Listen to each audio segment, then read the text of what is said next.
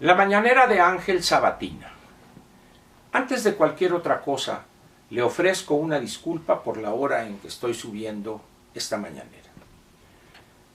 Quise revisar la prensa primero, del sábado por la mañana, y además pensar y repensar lo que iba a comentar con usted. El tema es grave en sí mismo. Tan grave es que no puede uno ni debe eludirlo. Pero hay que pensar bien lo que se va a decir.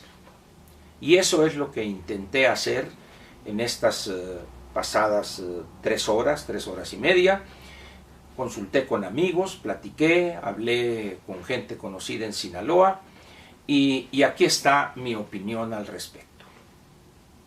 Primero, quiero decirle a usted que uno de los peligros que hay en este momento en relación con los hechos sucedidos en Sinaloa hace 2 días, el jueves, es la aparición de lo que yo he llamado los glúteos veloces, el oportunismo en su faceta más perversa y vergonzosa. Aquellos que sin necesidad alguna andan pidiendo que nos unamos, arropemos, cohesionémonos todos alrededor del presidente de la República y luego cambian ante la institución presidencial, como si fuere posible separar esas dos cosas. Una aclaración en torno a esa cursi petición de unidad en torno al jefe de Estado. Lo primero que debe decirse es que quien así lo plantea desconoce la historia y desconoce los elementos cuando es no solo viable, sino obligado pedir la unidad en torno al jefe de Estado. Lo es cuando el país está enfrentando una amenaza del exterior. Cuando el país se ve amenazado por una invasión casi inminente, cuando hay algún ataque de tipo económico, un bloqueo en el exterior sobre el desempeño de la economía, etcétera, etcétera.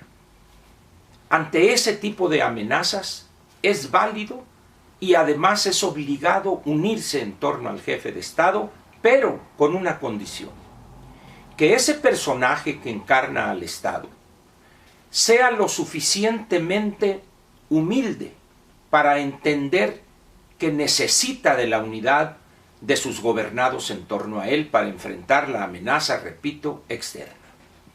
Todos los demás intentos del oportunismo político son eso: oportunismo para quedar bien con el Todopoderoso. Todopoderoso políticamente hablando, por supuesto. No me refiero al Jefe Supremo. Segundo elemento.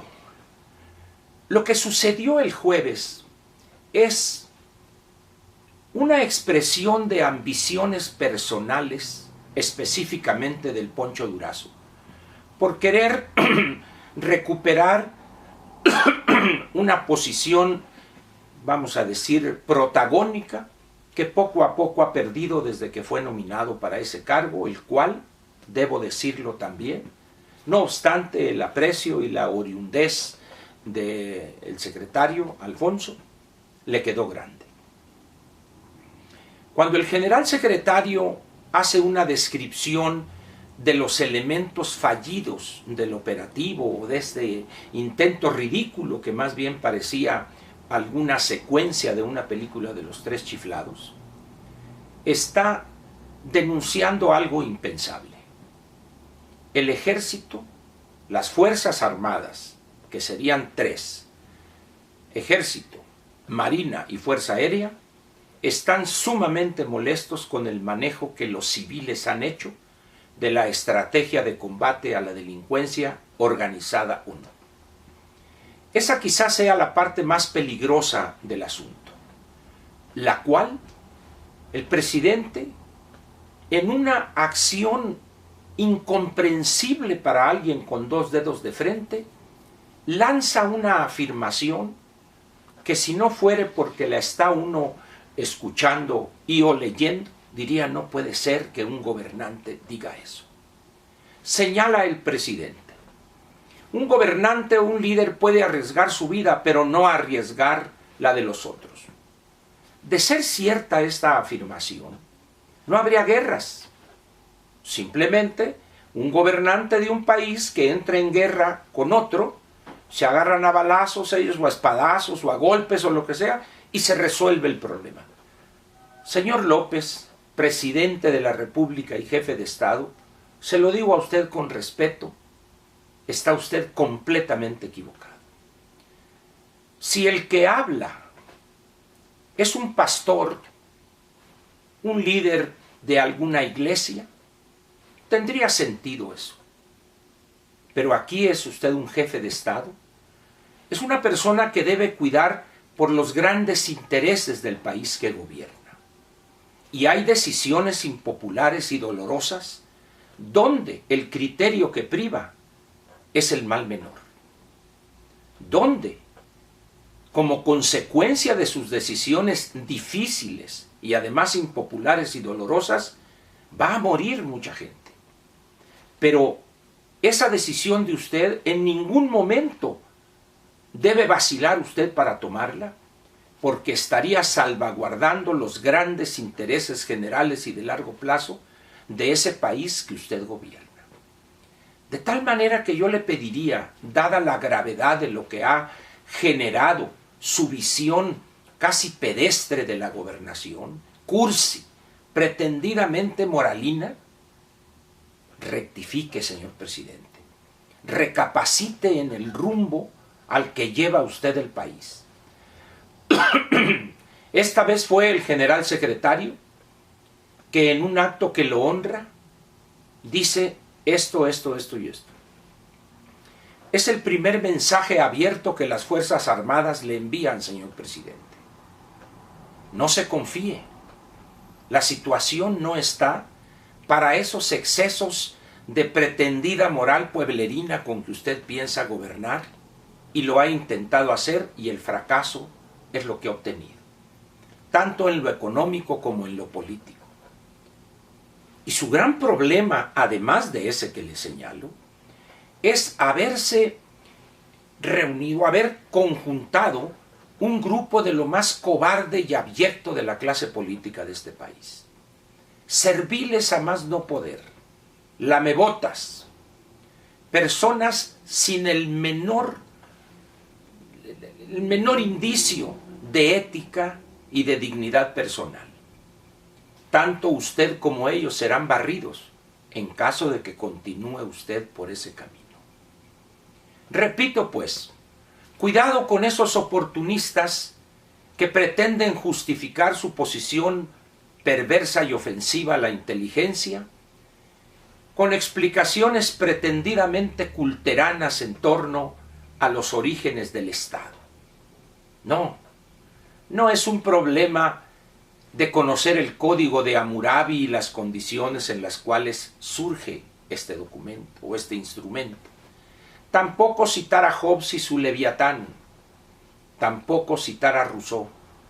Porque si esta persona, este oportunista, conociera un poco más, tendría que haberse ido más adelante. Incluso llegar, ¿por qué no?, a Kelsen, a Lenin y su Estado y la Revolución, pero no. Prefirió adornar su posición con planteamientos pretendidamente culteranos.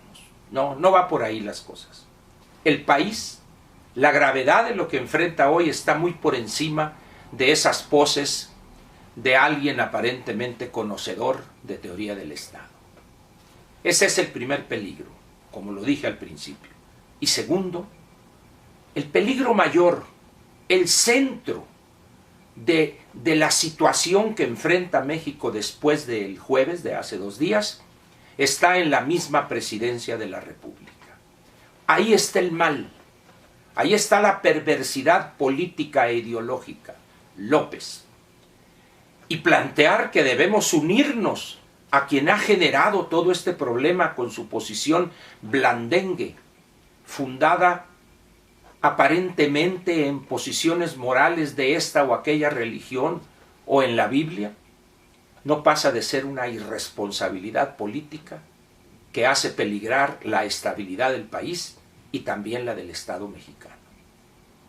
Este jueves ya vio el Estado cuál es el poder de fuego, la base social y la capacidad organizativa y logística de quien es, sin eufemismo alguno, el enemigo.